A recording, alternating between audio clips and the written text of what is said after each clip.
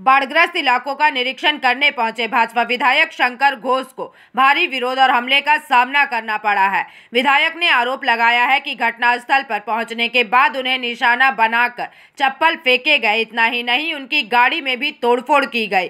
सूत्रों के अनुसार जब विधायक घोष परिस्थिति का जायजा लेने के लिए समाचार जुटाने पहुंचे, तब कुछ स्थानीय तृणमूल समर्थक अपराधियों ने उन पर और रिपोर्टरों पर हमला कर दिया एवं इस हमले में भाजपा सांसद खगेन मुर्मू भी घायल हुए हैं। विधायक घोष का कहना है कि तृणमूल के पाले में बैठे गुंडों ने उन पर और उनके समर्थकों पर रणनीति पूर्वक हमला किया है। वहीं देखा जा रहा है कि घटना के बाद इलाके में तनाव का माहौल व्याप्त है। फिलहाल प्रशासन एवं पुलिस ने मामले की त्वरित जांच का आश्वासन दिया है। বর্তমানে আমাদের গাড়ির অবস্থা দেখতে পাচ্ছেন, এই যে যাচ্ছি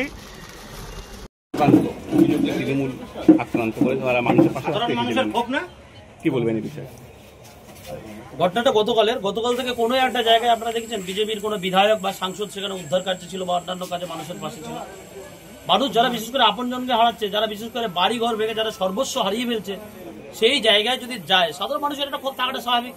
আর তৃণমূল কংগ্রেস সৈনিক যারা আমরা আছি, আমরা গতকাল থেকে আমাদের জননেত্রী এবং জননেতার নির্দেশে আমরা গতকাল থেকে মাঠে নামছি কাজ করার জন্য। সাধারণ মানুষের উদ্ধার কার্য ধরে সাধারণ মানুষের খুবই নিন্দাজনক ঘটনা, লজ্জাজনক ঘটনা। যখন আজকে আমাদের রাজ্য সভাপতি সমন্বয় শ্রমিকদের নেতৃত্বে আমাদের রাজ্য নেতৃত্ব, আমাদের লিডাররা যখন উত্তরবঙ্গে বন্যা কবলিত এলাকায় মানুষকে যখন সহযোগিতার জন্য সেখানে পৌঁছেছেন, তখন সেখানে তৃণমূলের লুঙ্গি বাহিনী, গুন্ডা বাহিনী, জিহাদিরা তাদের উপরে বর্বরচিত আক্রমণ করেছে। তাদেরকে প্রাণে মেরে ফেলার চেষ্টা করা হয়েছে। ইমিডিয়েট এর বিরুদ্ধে ব্যবস্থা নিতে হবে। আমরা চাই যে সকল জিহাদি গোষ্ঠী তাদের উপরে আক্রমণ করেছে তাদের বিরুদ্ধে কঠোর ব্যবস্থা। Bureau report, PVTV news.